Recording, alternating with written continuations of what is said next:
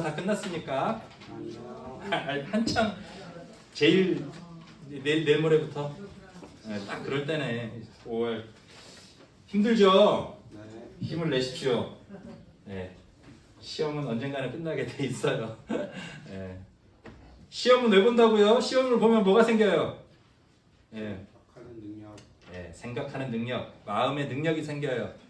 그래서 시험을 잘 보고 못 보고를 떠나서 이 시험을 통해 조금이라도 더 마음의 힘을 키우는 우리 의미교회 중고등부 여러분들이 되셨으면 좋겠어요. 복습부터 합시다.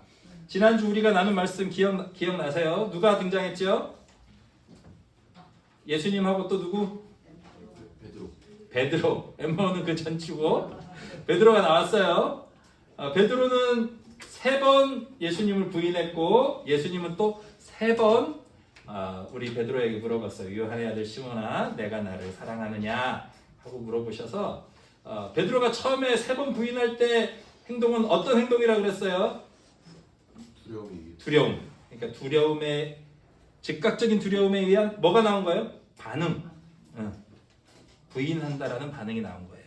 근데 예수님이 오셔서 사랑을 보여주시고 사랑을 해주고 그 다음 뭘 주셨냐 하면 뭐 하라고 그랬어요? 내 양을 먹이라.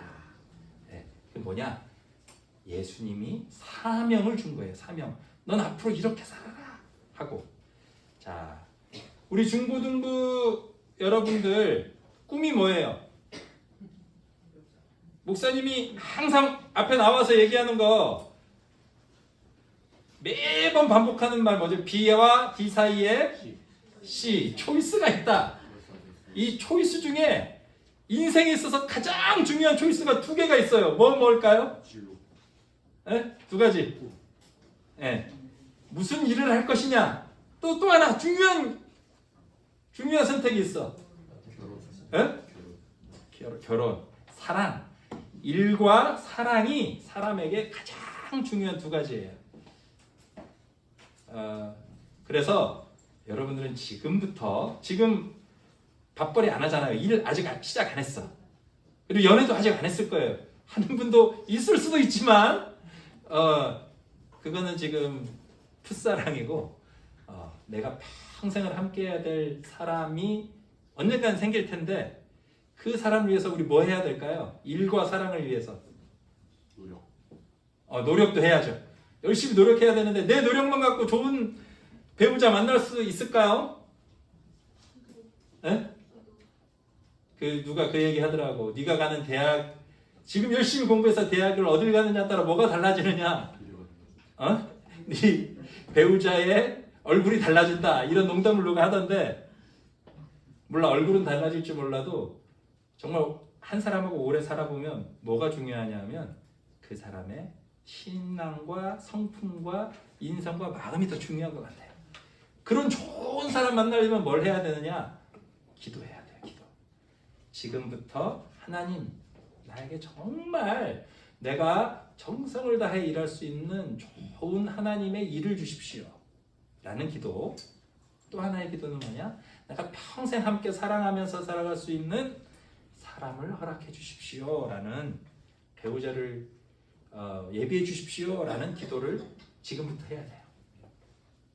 한 사람과 안 한 사람의 차이가 없는 것 같지만 차이가 아주 큽니다. 여러분 기적을 믿어요? 네? 기적을 믿어야 기도를 할 거 아니에요. 내가 기도를 하면 이 기도를 하나님이 들어주시고 하나님이 응답해 주실 거다. 이거는 뭐냐? 기적을 믿는 사람만 기도할 수 있어요. 자, 이 세상은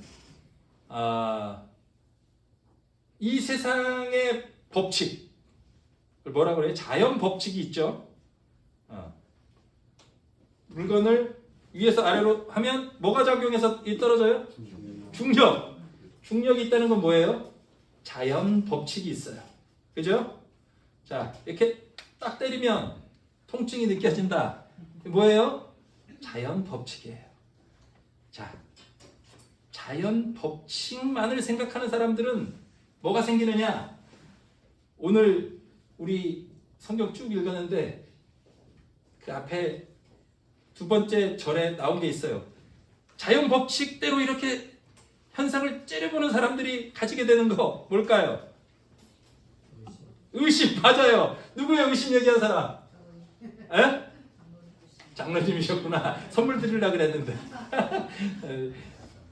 자연 법칙대로만 세상이 굴러갈 거라고 믿는 사람들은 뭘 가지느냐? 의심을 가져요. 사람이 죽으면 다시 살아나요? 안 나요? 안 난다고 생각하는 건 뭐예요? 자연 법칙이에요. 자연 법칙이 머릿속에 콱 박혀서 절대로 자연 법칙에 벗어나는 일은 일어나지 않는다라고 믿을 때, 근데 갑자기 예수님이 부활했다는 거예요. 제자들 앞에 나타났어. 그럼 사람들이 어이? 이거 뭔 속임수지? 라는 생각을 할 수 있어요, 없어요? 그 사람은 뭐에 지금 눈이 가 있느냐? 자연 법칙. 오케이? 자연 법칙을 깰 수 있는 사람은, 깰 수 있는 존재는 없다. 이것이 뭐냐? 이것이 합리적 사고예요. 네, 우리 학교에서 배우는 거죠. 물리학도 배우고 과학도 배우고 수학도 배우고 거기서 대체적으로 배우는 건 뭐냐? 합리적 사고예요. 이성적 사고. 그죠? 이성적 사고를 열심히 하는 걸 뭐 하느냐? 의심한다 그래요. 성경에 그 의심을 열심히 했던 제자 한 명이 이름이 나오는 누구냐? 도마예요. 도마. 세상을 지배하고 있는 물리 법칙은 깰 수 없다라는 마음이 콱 박히면 예수님이 직접 찾아오셨는데도 부활을 믿지 못하게 돼요. 그죠? 여러분 예수님 부활을 믿습니까? 네, 대답을 안 하네. 친구들. 예수님이 부활했다는 걸 믿어요, 안 믿어요? 믿어요. 아유, 그래도 대답해 주네. 예수님은 부활했어요. 자연 법칙을 거스를 수 있는 힘은 누구에게 있을까요? 이 자연 법칙을 누가 만들었어요? 하나님이 만들었어요. 하나님은 이 자연 법칙 너머에 존재한다라고 믿는 게 우리의 신앙입니다. 죽음의 권세도 이길 수 있다고 믿는 게 신앙이에요. 근데 우리는 이 세상에 태어나서 이 세상과만 소통을 하면서 사니까 이 세상에 지배되고 있는 자연 법칙이 전부인 줄 알아요. 요즘은 인간 사이의 관계도 자연 법칙처럼 얘기해요. 흙수저로 태어난 사람은 평생 흙수저. 물려받은 게 있는 사람은 그걸 가지고 더 부자가 되는 이런 법칙들이 자꾸 경험 속에서 보고 또 보다 보면 저게 바꿀 수 없는 절대적인 현실이다라고 사람들이 그 현상에 굴복을 하게 돼요. 베드로가 예수님이 십자가에 달린 걸 보고 사람들이 야, 너 저 사람하고 같이 다녔지 했을 때 아니야, 나 저 사람 몰라 라고 반응했던 건 뭐냐? 그 합리적 사고였어요? 두려움에 의한 행동이었어요? 두려움, 본능적인 두려움. 요거보다 인간들이 인간 세계를 이렇게 사람들이 문명을 만든 건 뭐냐? 본능적 세계에서 조금 더 발전한 세계로 왔어요. 뭐예요 그게? 계속 얘기했던 거, 의심하면서 만든 거. 합리적 세계를 만들었어요. 자연 법칙을 이해하고 과학을 발달시켰어. 중력이 있으니까 중력을 극복하려면 더 센 힘으로 하늘로 쏘아 올리면 새들처럼 비행기가 날 수 있겠구나. 물리 법칙을 공부해가지고 뭘 발달시켰냐? 문명을 발달시켰어요. 의심을 통해서 합리적 세계를 발달시켰어요. 자, 근데 그 합리적 세계에서 성공한다고 우리가 과연 행복하냐? 돈 많이 벌면 행복하냐? 합리적 의심으로 다 의심하면은 내가 답을 얻을 수 있느냐? 그렇지 않다는 거예요. 자, 그보다 더 높은 세계가 있는데 그건 뭐냐? 믿음의 세계예요. 믿음의 세계. 내가 마음을 다해 기도하면 하나님이 나에게 응답해 주신다 라는 게 신앙의 세계예요. 내가 다 알지 못하는 게 있다. 이 세상의 과학이 다 밝힐 수 없는 게 있다라고 믿는 게 믿음이에요. 자, 근데 우리가 착각하면 안 되는 게 있어요. 제가 여러분 나이 때, 중학교 때 신앙에 대해서 아직 성숙하지 못했을 때 이런 생각을 했어요. 하나님, 지금 막 버스가 막 안 와. 그래서 하나님 버스 보내주세요. 이런 기도를 했던 기억이 나요. 근데 버스가 안 오는 거야. 아, 하나님은 내 기도를 듣지 않나 보다 라고 생각했던 적이 있어요. 하나님은 내 기도를 들었을까요? 안 들었을까요? 근데 왜 버스를 안 보내줬을까? 자, 잘 보세요. 그거는 유아적 세계예요. 지금 하나님을 뭘 위해서 기도했어요? 하나님을 어떻게 하려고? 내 필요를 채우기 위해서 이용하는 기도를 했어요. 애기들이 자기가 필요하면 뭐해요? 떼써요.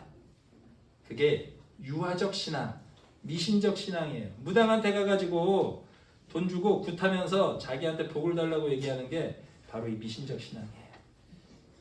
자, 미신적 신앙에서 사람들이 예전에는 신앙이 다 어땠느냐?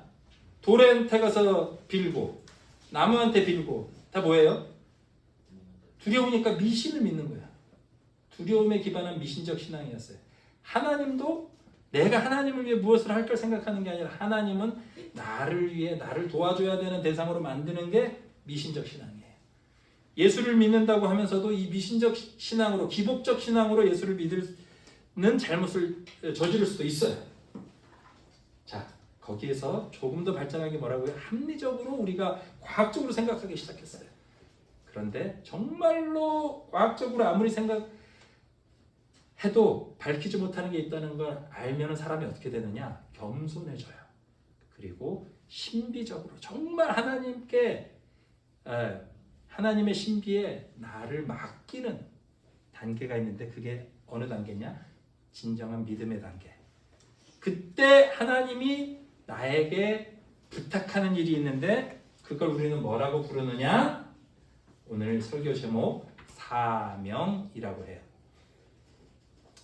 여러분들 꿈이 뭐냐고 아까 물었죠? 다 한번 생각해봐요. 꿈이 뭐예요?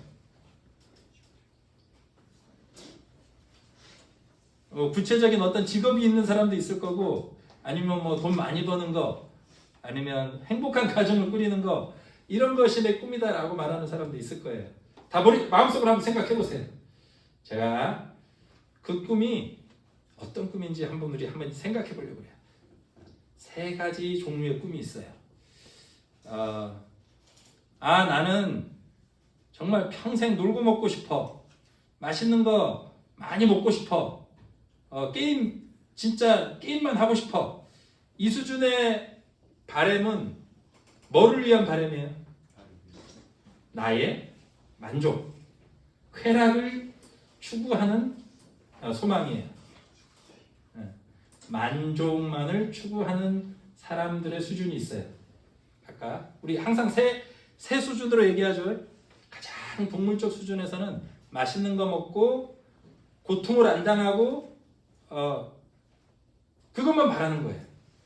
근데 사회적으로 사회에서 우리한테 요구하는 건 뭐예요? 부모님이 종종 이런 얘기 할 때도 있죠. 학교에서는 뭐 하라 그래요? 공부해. 근데 학교에서 공부하라는 이유는 좋은 대학 가고, 좋은 대학 가는 이유는 좋은 직장 잡고. 자, 사회가 요구하는 어떤 특정한 역할을 잘 수행하는 사람이 되도록 요구하는 것이 목표인 사람들이 있어요. 그걸 세상은 뭐라고 얘기하느냐? 성공, 성취라고 얘기해요. 그게 꿈이 되는 사람도 있어요. 그 성취와 성공 중요하죠. 근데 그 성취와 성공은 뭐를 위한 거냐? 나를 위한 거죠. 그리고 사회를 위한 거예요. 근데 그 성공과 성취보다 더 높은 차원의 일이 있어요. 뭘까요? 그게 오늘 얘기한 사명이에요. 자, 사명의 특징에 대해서 목사님이 몇 가지 얘기할게요. 내일 지구가 멸망해도 나는 한 그루의 사과나무를 심겠다. 그러니까 그런 얘기를 했죠. 자, 그럼 그 사과나무를 내일 지구가 멸망하는데 사과나무를 심은 그 사람은 그 사과 열리는 걸 먹을 수 있어요, 없어요? 만약 내가 내일 죽는데 사과나무를 심었다. 그 사과는 누가 먹을까요? 다른 사람이 먹어요. 사명의 특징은 나의 이익이 아니라 누구의 행복을 위해서 일하는 걸 사명이라고 하느냐? 우리 모두의 이익을 위해서 일하는 걸 사명이라고 그래요. 두 번째, 사명은 지금 그 사명의 결과가 쉽게 보이지 않아요. 목사님이 달걀 얘기했죠. 씨앗 얘기도 했고. 배고픈 사람한테 달걀은 뭐라고요? 먹을 거. 근데 생명의 관점에서 보는 사람은 그 달걀 속에 뭐를 본다고요? 병아리가 있고 그 병아리가 크면 닭이 된다는 걸 볼 수 있어요. 사명으로 사는 사람은 그 생명을 보는 사람이에요. 자, 우리 중고등부 여러분들이 삶의 선택을 할 때 내가 지금 나의 성취를 위한 선택을 하고 있나, 하나님 나라를 위한 선택을 하고 있나를 돌아보는 눈이 있었으면 좋겠어요. 그때 중고등부 때 한 목사님이 매일 앞에 나와서 설교하면 B와 D 사이에 뭐 C를 얘기했는데 이 이야기가 여러분들이 결정적으로 무언가 선택할 때 마음에 떠올랐으면 좋겠어요. 자, 어떤 사람, 하나님은 모두에게 똑같은 사명을 주지가 않아요. 이 사명을 발견하는 좋은 방법이 있는데 그건 뭐냐? 마음속의 소리를 듣는 거예요. 하나님이 우리 마음속에 심어준 그 씨앗을 틔우고 그 씨앗으로 열매를 맺어가는 삶을 사는 게 바로 사명이거든요. 내가 사명의 선택을 하고 있나, 나의 성취나 사회적 요구에 따라 선택을 하고 있나를 알아차리는 중요한 방법은 내 마음속 깊은 곳에서 울려오는 행복, 기쁨의 소리가 있는가 없는가를 살펴보는 거예요. 자, 사람을 상처를 싸매주고 치유해주고 고쳐주는 게, 사람이 아픈 거를 돌보는 게 너무너무 행복한 사람들이 체질적으로 있어요. 누가 아프면 소독해주고 싶고 찢어진 거 보면 꼬매주고 싶고, 그런 사람은 뭐가 돼야 되겠어요?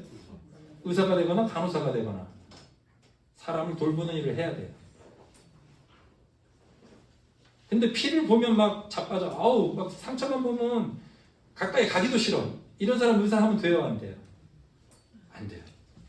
그런데 공부를 좀 잘하면 학교에서는 얘기해요. 야, 너 성적 잘 나왔으니까 야, 의대 한번 의사가 돈 잘 벌어. 야, 의대 쓰자. 그러면 나는 사람 피만 주고 이렇게 막 사람하고 하는 거 싫은데 라고 생각하면서도 자기도 모르게 그냥 의사가 되는 길을 선택했다. 그럼 어떻게 될까요? 나중에 응? 의사 돼? 의사 돼서 평생 행복할까 그 사람은? 아니죠. 내 마음속 깊은 곳에 있는 나의 씨 무엇인지 알아야 사명의 선택을 하고 행복의 선택을 할 수 있어요. 어떤 사람은 앉아가지고 수학 문제 푸는 게 너무 행복해.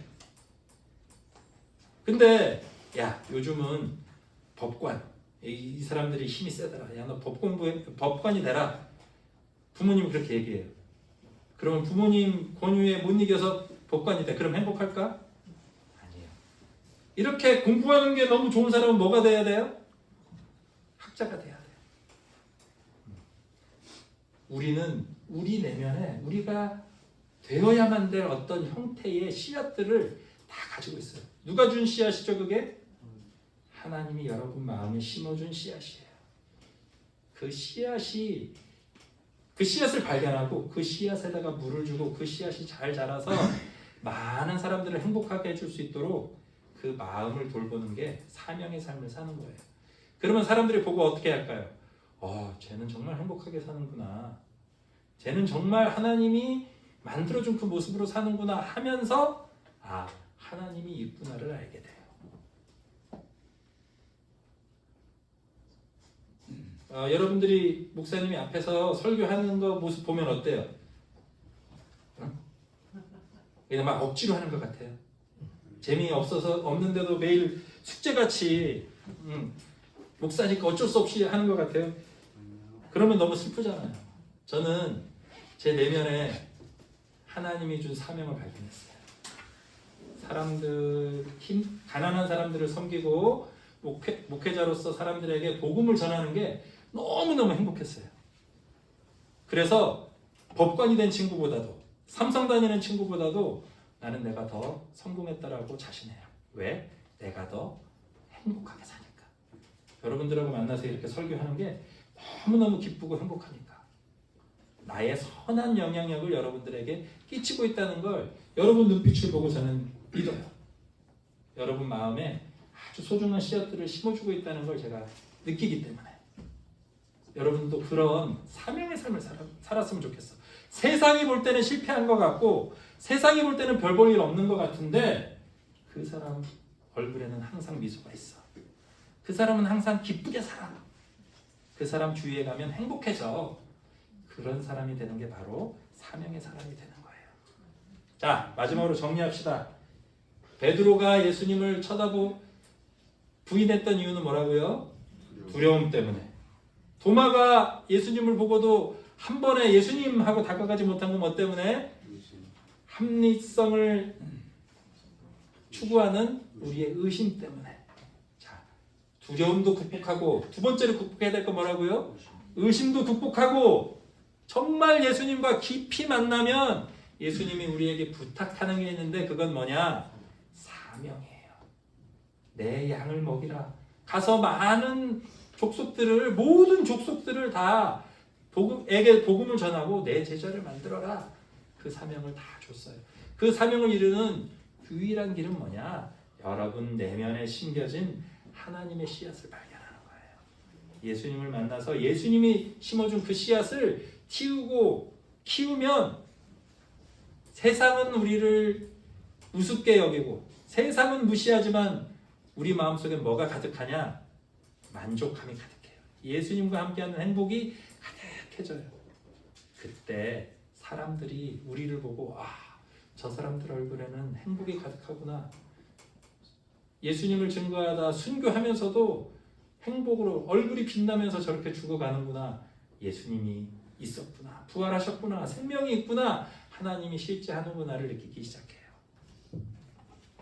자연 법칙만을 쫓지 말고 예수님의 기적을 믿고 예수님을 쫓는 사명의 삶을 살아가는 우리 유미교회 중고등부 모든 선생님과 우리 학생들 다 되기를 주님의 이름으로 축복합니다.